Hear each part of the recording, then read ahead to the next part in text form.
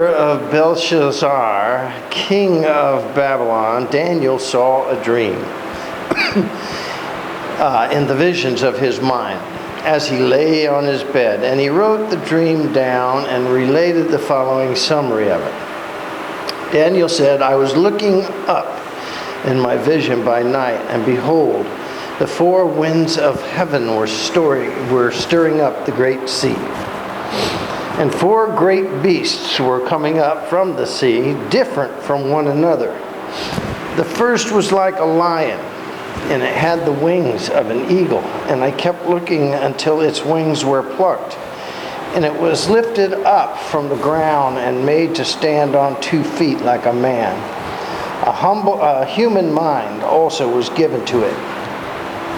And behold, a second beast came up, resembling a bear, and it was raised up on one side, and 3 ribs were in its mouth between its teeth. And they said to it, Arise and devour much meat. After this I kept looking, and behold, another one like a leopard, which had on its backs 4 wings of a bird. And the beast also had 4 heads, and dominion was given to it. After this I was looking in the night vision, and behold, a 4th beast, dreadful and terrifying and extremely strong. And it had large iron teeth, and it devoured and crushed and trampled down the remainder with its feet. It was different from all the other beasts that were before it, and it had 10 horns. Now while I was contemplating the horns, behold, another horn, a little one, came up amongst them. And 3 of the first horns were pulled out by its roots before it. And behold, this horn possessed eyes like the eyes of a man, and a mouth that kept uttering great boasts. I kept looking until the thrones were set up, and the Ancient of Days took his seat, and his vesture was like white snow. I lost my place here. His throne was ablaze with flames, and the wheels were burning fire, and a river of fire was flowing and coming out from before him. And thousands upon thousands were attending him, and myriads upon myriads were standing before him. And the court sat, and the books were opened, and I kept looking because of the sound of the boastful winds, which the horn was speaking. And I kept looking until the beast was slain, and its body was destroyed and given to the burning fire. As for the rest of the beasts, their dominion was taken away, but an extension of life was granted to them for an appointed period of time. And I kept looking in the night visions, and behold, with the clouds of heaven, one like the Son of Man was coming. And he came up to the Ancient of Days and was presented before him. And to him was given dominion, glory, and the kingdom, that all the peoples, nations, and men of every language might serve him. His dominion in an everlasting dominion, which will not pass away. And his kingdom was one, and he will not be destroyed. As for me, Daniel, my spirit was distressed greatly within me, and the visions in my mind kept me alarmed. I approached one of those who were standing by and began to ask him the meaning of all this. So he told me and made known to me the interpretation of these things. These great beasts, which are 4 in number, are the 4 kings who will arise from the earth. But the saints of the highest one will receive the kingdom and possess the kingdom forever, for all ages to come. Then I desired to know the exact meaning of the 4th beast, which was different from the other beasts, exceedingly dreadful, with its teeth of iron and its claws of bronze, which devoured, crushed, and trampled down the remainder with its feet. And the meaning of the 10 horns which were upon its head, and the other horn which came up, and before which 3 of them fell, namely that horn which had eyes and a mouth uttering great boasts, and which was larger in appearance than its associates. And I kept looking, and that horn was waging war with the saints and overpowering them until the Ancient of Days came. and judgment was passed in the favor of the saints of the highest one.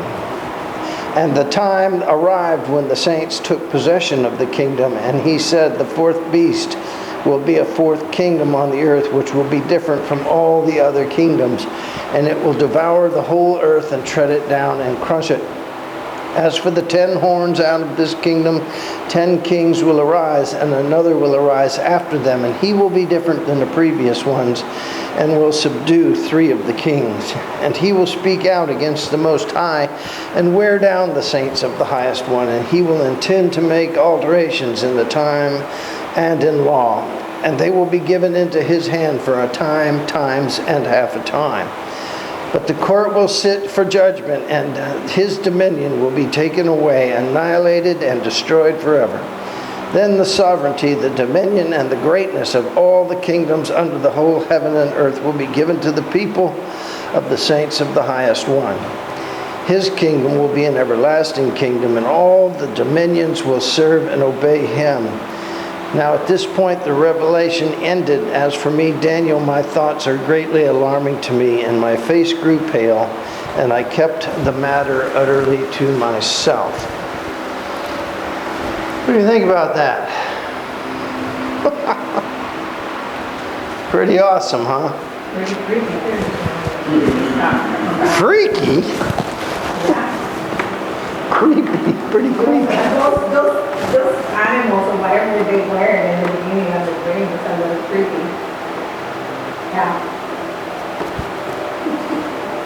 Well, that does it for me. Why don't we get out of here? Oh my goodness. Well, if you were to make a guess, what would your guess be?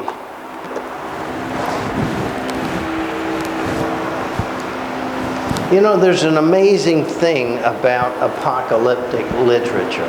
And by apocalyptic, I mean an unfolding, if you will, or a glimmer of the events to come. And sometimes you see it in the movie theater, you know. I can't think of one right off the hand, but you know, first it starts off and you're in like 1953 or something, and you're a little kid playing baseball. Next thing you know, you've jumped ahead and you're an old man sitting in a wheelchair or something, and you're watching TV, watching some young kid up to bat for his first time in the major leagues. And then next thing you know, you're back on the pitcher's mound, and you're 24. And you're pitching in the World Series or something. And they keep jumping around like this. And you're sitting there thinking to yourself, well, where are we now? You know, and this was him, and now he's watching his grandkid up to bat, and then way back here, he was the kid that wanted to play, kind of like that. And you just sit there and you finally go, where are we? What's happening? And who's involved here? And you're trying to make sense of it, but you know, it's a little director's thing. They're trying. Well, that's kind of what's going on here. Now, obviously, the 4 beasts could be kingdoms, could be representative of kingdoms, and a lot of theologians and biblical studies say that it is. Some of them liken the 10 horns as to the 10 Caesars. There was 10 Caesars. With the little horn being Nero, who rose up and killed all his own family so he could rise up and be Nero, who would eventually kill most of the apostles, and he would take a lot of them out. Some liken this to the end of time, because you got the Ancient of Days there. That's God, of course. Then you got his Holy One coming. That's Christ, with all of his good guys to fight the bad guys. And some of this looks like it could be chapter 20 of Revelation, the book of Revelation. What John saw, he actually saw the last battle when the sons of light fought the sons of darkness, and the beast was subdued once and for all and thrown into the lake of fire. It could be the last battle. It could be the judgment beforehand. John saw the 2 false prophets, and then he saw Satan released to destroy everything and everybody he wanted to for a time. And then when that time ran out, of course, the sons of light and the sons of dark crashed together, and all that creepy stuff that makes Racha go crazy comes out. Now, the question is, how do we interpret it? Well, we've seen Daniel. He has a knack for the interpretation of events that have yet to happen. We saw the statue he was shown, and he was made sense out of it. We saw the other stuff, but basically we saw that's not right. We saw 400, maybe 450 years of history coming to light. In that there was the Babylonians, and then after them came the Persians, and then after them, the Greeks will roll into town, and eventually then the Romans will roll into town. And we saw all that happening, or we saw all that predicted. Now, Daniel would never see all that happening because he would die, his life would end. However, we know, this side of Christianity, we know that historically this is exactly what happened. So, let's compare those, or liken these kingdoms unto beasts, and unto the 10 horns, if they are the 10 Caesars, and there was 10 Caesars. Well, what we're getting is a more detailed view of the same movie we've already seen. We saw the predictions, and now here we're seeing it in a little more detail, where the Christians would become the scorned of the Roman Empire. They would be persecuted, they would be slain, they would be put out, or tried to have been put out everywhere they were. Or we could go all the way to the end of Revelation and say this is the final battle between light and darkness. Or it could be what God did in the past, God will do into the future. And in that future, it will happen for the last time. Now, I've just given you every perspective on what Daniel was seeing. Would Daniel understand any of this? No. Did he even understand, chapter 1, back to the statue. Did he understand that? I don't know that we can say he did. He was a young man. Are you all right? Don't worry, I don't want you to die here in front of me. That's my job. Go get some water, honey. Go get there's bottles of, oh, you got one. All right, well. Anyway, I know I get that way myself, and I can't stop coughing. Anyway, did he know what that meant? Doubtful. Let's face it, he's 14, 15, maybe even as old as 19. Who knows? But he's a young man put into the service of the king. He's having these dreams. He's interpreting them for the king. The second king comes along, doesn't really buy into the Daniel thing too much. He gets the handwriting on the wall. That was clever. And then thirdly, of course, Darius and Cyrus show up, the Medes and the Persians. And he would have seen all of that. Now, did he liken that back to the statue? God's giving us a little evidence of who he is and who we are. The critics of the Bible say, oh, it's just a bunch of stories written by guys that lived 300,000 years ago or whatever. Well, and that's a general kind of criticism of the Bible. But when you study these historical events like this, or prophetic events like this, remember, Daniel became one of the prophets because he was right. And what's the number one rule of prophets? You got to be right or you die. So if you screw it up and it doesn't happen or it doesn't come true, doesn't matter, doesn't have to happen all in your lifetime. So after many, many years of study and many generations and kingdoms coming and falling and coming and falling, we look back now and we can look at that and say Daniel was right. He was right almost to a scary precision. He wasn't just kind of right, he was righty right. And then you put that as over and against, well, where'd Daniel get all this stuff? And he proclaims by himself that God gives this stuff to me. This is not of my own seeing. But see, he's seeing, most seers say, oh, Benny, I see a birthday in your future where you're going to get old as a mountain. He will be 99. No, 89. And it will happen in your seeing. Well, and that's today, guys. Yeah, happy birthday. Hey, you raise your hand if you need to talk. Anyway, the point is, most prophecies and stuff like that are very short term and quite immediate. A lot of guys said, oh, the big flood's coming, and the big flood never comes. What do they do with that guy?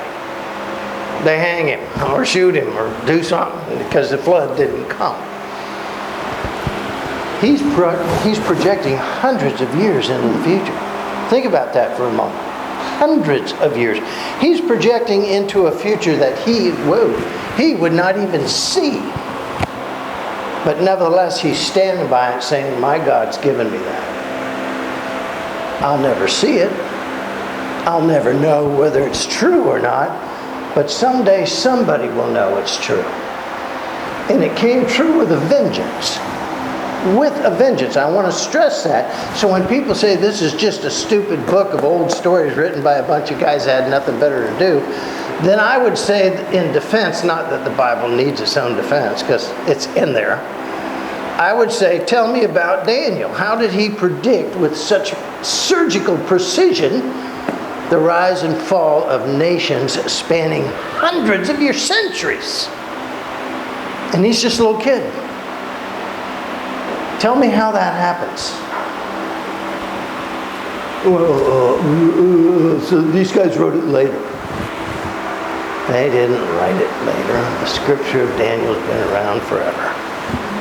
Tell me how that happens, and then explain to me how God is not part of it, and how God doesn't exist, and how you hate this God so much that you're spending your whole life, effort, and energies trying to, disprove him, and you don't even believe in him in the first place.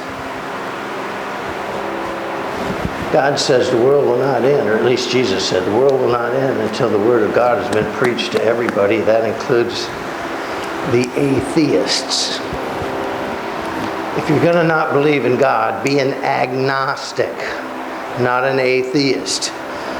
Agnostics say, well, there could be a God, but he's so big and so huge and so knowing that my little pea brain can't figure it out. Therefore, I don't follow or serve the Lord because I have a little pea brain that can't figure it out. So I'm an agnostic, gnosis meaning to know. Get it? That's the difference. An atheist says, well, there is nothing up there to worship. He doesn't exist. And, well, how come the earth keeps going around and around and everything's going on just fine and nobody seems to know who's doing it? Well, they go, well, that was just a big bang. One rock hit another and they banged into each other and they started spinning. And it's just by coincidence. Right, coincidence. When I have a coincidence in my life, it's usually because I'm old and I have terrible arthritis and I drop something and it hits something else, which rolls down the counter and hits something else. And my whole kitchen is a mess. Now, it was a coincidence, not that I dropped it. I can barely hang on to stuff now. But it was a coincidence that it rolled down and hit this pile of jars, and they all fell on the floor, and they hit something else and hit something else. That's a coincidence. And usually, most coincidences don't lead to a betterment of the circumstance. It usually worsens a circumstance. Benny and I are driving to work. She runs a red light, not me. I would never do that. And hits my car. My car spins around and hits a school bus, and kids go flying everywhere. I didn't intend on hitting the school bus. Benny didn't intend on hitting me, but nevertheless, hey, welcome to physics. You guys all got that all figured out, right? The balls transference of energy. You can label that a coincidence, a bad coincidence, but nevertheless a coincidence. Nobody saw it coming, nobody planned for it to happen, but given circumstances, it did. Now, could that size or that kind of coincidence create an entire world? an entire solar system for that matter, because now we have science and we can look out there and see stuff. Can that kind of coincidence create a world, let alone a solar system, let alone a galaxy? And by the way, we're not in a real great galaxy, we're kind of in the ghetto galaxy. And then create millions, if not billions, of galaxies 1,000 times bigger than our own. Could that kind of coincidence happen? You know, now you're pushing it a little bit. That's like saying, well, when Benny runs that red light, because I never would do that, and hits me, then every single car in the United States is going to get hit and crunched in the same time. Well, what are the odds of that happening? That's ridiculous, you say. Exactly. And you're trying to tell me that this God doesn't exist. This power, I don't know if you want to call him God or Lord or Yahweh or whatever you want to call him. But the fact of the matter is, something's going on that's bigger than all of us. And we have proof of it in our own history. Oh, some little kid said that this would happen, this would happen, this. Well, all these this would happen spans about 500-600 years. Something he would never see, but he predicted was surgical. And I want to use that word, surgical accuracy. It wasn't kind of close. It was spot on. How is that possible? Let's take it to the New Testament, because, you know, Daniel is an old guy in the Old Testament. Did you ever read the Gospel of John? How was he so sure of end of times to the point he was? Revelations. He saw something we ain't seen. And he describes it to us again, pinpoint accuracy. Now, it's been 2024 years since John lived. Now, has any of that stuff in Revelation come true? It's hard to say, really, because some of it, you might say we're in the millennium now. You might say we're in the, tribulation now. A lot of people do. They believe that. You might say we hadn't even tested the waters yet. Because when it hits, it's going to hit. God says a dark star is going to slam into the planet, and a third of this planet's going to be gone. That's a third, folks. That's a big hunk of planet. You get it? It's not going to be, well, a volcano popped over here and a volcano blew over here, and, this army's fighting that army. Jesus said there'll be wars and rumors of wars, and there'll be famines, oh, wow, they lost the whole potato crop over here. And there will be, one kingdom falling, another one rising, all this stuff going on. Jesus said that would happen. These are like birth pains, you guys in labor before you crank out a baby. That doesn't mean the baby's going to be born right then, but it does mean stuff is in motion. And once it gets that way, the reality is soon to follow before you've got that little squeezer just crying, wah, wah, wah, wah, for the rest of your life. Because they never go away. Not my kids, of course. Dad, I'm screwed up. Can you help me? No, it's been 40 years. There's no chance that this ever happened. I digress. But the point of the matter is, one thing the Bible is, if nothing else, it is 100% factual, detailed reality, regardless of how far out the projection is made. Let's go all the way back to Noah. What did he tell everybody? It's going to rain a lot. It's going to flood the whole earth. Where is Noah when he's telling everybody this? In the desert. What's he doing out in the desert? This is my question, is where did he get the gopher wood? Gopher wood doesn't grow in the desert. Where did he get the wood to build an aircraft carrier in the middle of a desert? That's a question. How long did it take him to build that boat? 87 years, supposedly, or thereabout. So I've been telling you it's going to rain for 87 years, and it ain't rained yet. And now you're 93. What are the odds you're not going to believe me anymore? Probably pretty good. But you see, you and I are blessed by God even more mightily than Daniel was. Well, Tom, I haven't had visions and predictions with creepy things. Well, no, you haven't, but you've seen the real thing come and go. No, you weren't around when Rome was tearing everybody up, but there's enough evidences and historians that wrote about it whereby we can believe it. You didn't see when the Second World or First World War is happening, but you've read enough books and you've even seen pictures of it to where you know about it. All that stuff is predicted right there in that same Bible. With historical accuracy, you didn't know a Savior was coming. Yet there's enough written about him to where, my gosh, if you say Jesus was not real, you're just stupid. That's like saying there's no such thing as air or oxygen on earth. That's a stupid statement, right? Okay. Now, did you see a pattern in chapter 1? What did we see in chapter 1 of Daniel? Proof and evidence that there is a God and He's here, and He's working with us. Something much bigger than ourselves. Chapter 2, what do we see? Well, we've got a different king. What do we got to do? Proof and evidence that there is a God, that He's here, and that He's working with us. Chapter 3, lion's den. Chapter 4, on and on it goes. All the way up to chapter 7, and we're seeing another prediction of quite a remarkable event, which could be the Caesars and all that. A lot of people are leaning that direction.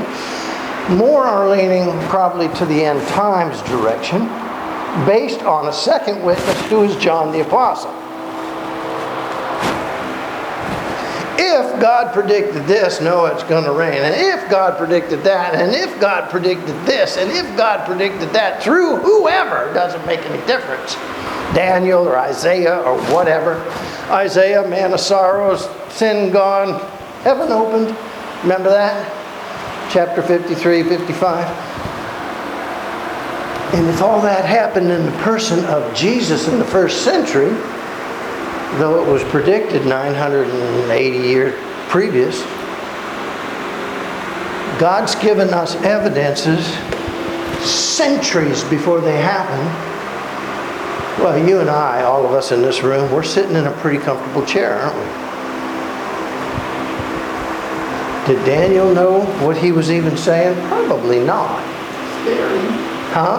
It scared him. It scared him. You know, he's like Raja. Those are too many creepy things. Let's see her face go pale. Listen, when an island girl goes pale, she's got a problem.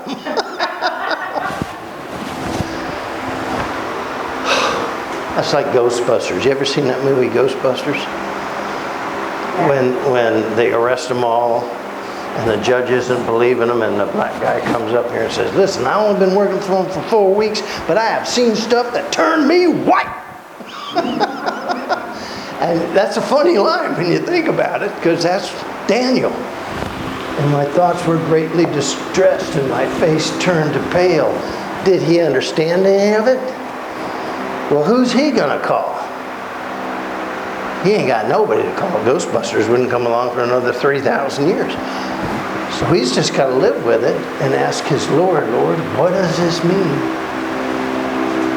I know you have the answer. I don't understand the question or what's being predicted here, but I believe everything you say will happen.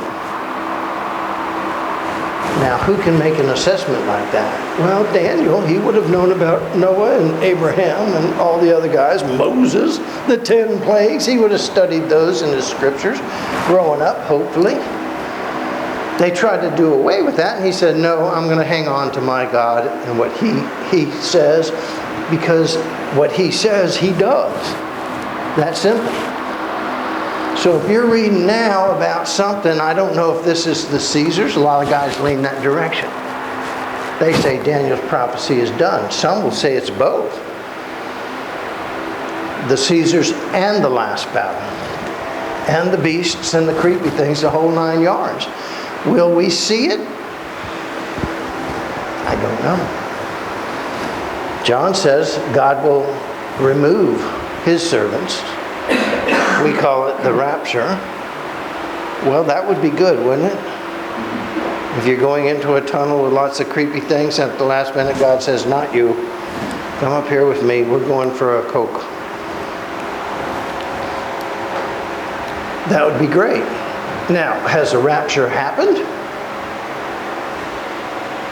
I mean, I think you'd see a lot of people on the side of milk cartons, wouldn't you? So-and-so is gone. What happened to her? I don't think there's any historical evidence of a rapture having happened yet. Do we have evidence of 10 Caesars and one that killed his own 3 people so he could be Caesar? And thought himself a god? To the point where he killed anybody and everybody who said he wasn't a god?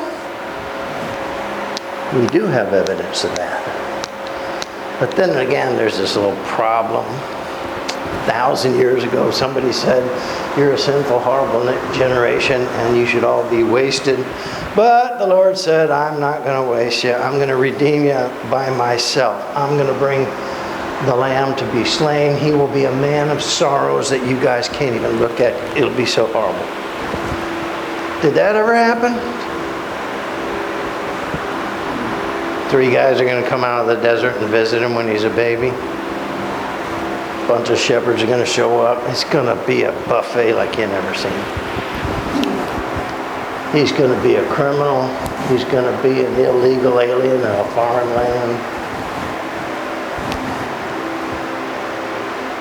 Again, surgical precision with all those prophecies. 287 prophecies about Jesus Christ, most of which he could not control, and yet it happened. He's going to die on a tree. His bones will not be broken. Everybody's bones are broken on the dang crucified thing. Not Jesus. But a spear shall pierce his side. Now, just on the outside here, how would he have arranged that? It was Roman soldiers that did it, not Jewish guys. He might have arranged it with some of his apostles. Now, Benny, you hit me with the spear. Shirley, what else? Oh, you got to make sure I get a crown of thorns.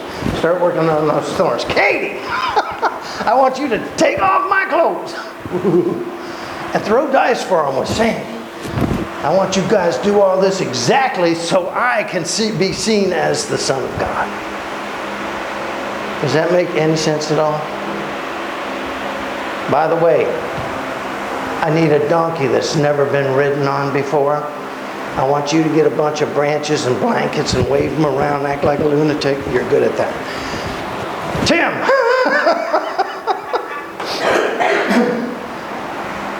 The criticism, well, Jesus just read the scriptures, found out what kind of guy he had to be, and then did it. Okay.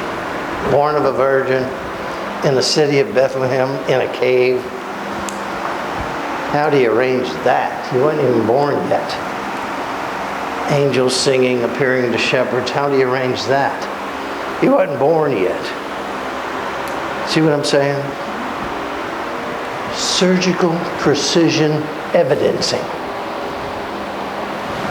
Jesus finally got, and if you believe there is a God, and if you believe that God created Jesus as predicted by Isaiah, and if everything he did was part of the 87 predictions, or 89, whatever it is, at the very end, Jesus gets down to the Last Supper just hours before he would be arrested and says, what do you think, boys? And Philip says, what? Show us the Father and we'll believe you. It'll be enough.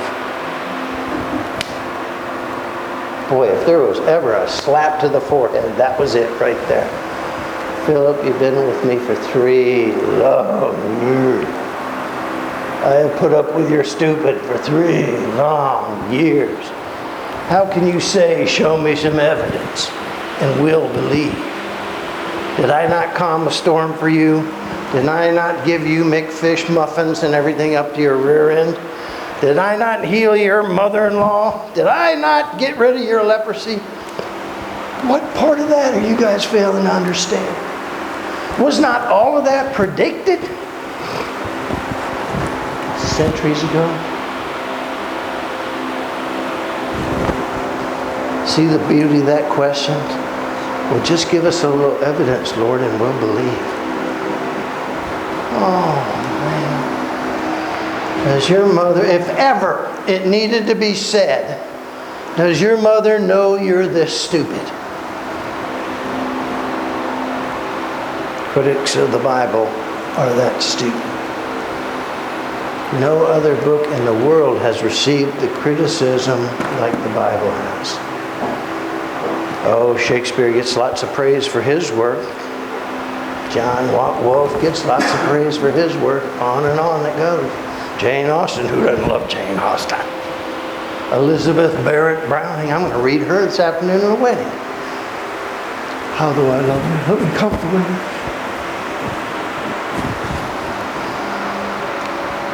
The Bible?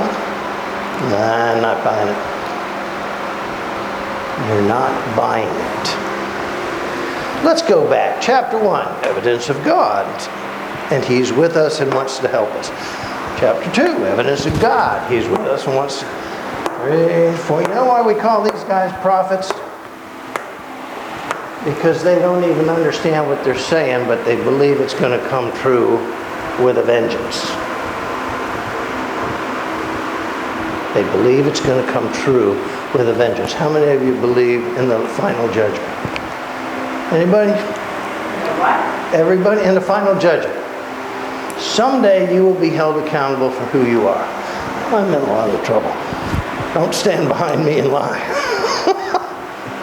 Okay, how many of you believe that there is a heaven or a hell? I haven't seen either. Oh, I know, we wax poetic. My wife is heaven to herself. Oh. No, she ain't. Or my wife is hell on earth.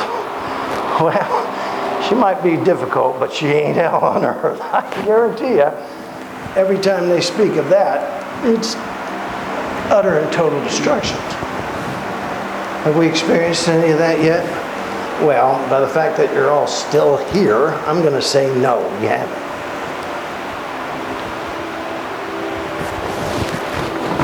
How many of you believe a little verse in Hebrews that said God has given you a gift, that every man is to die but once, after which you got an appointment, which you will keep?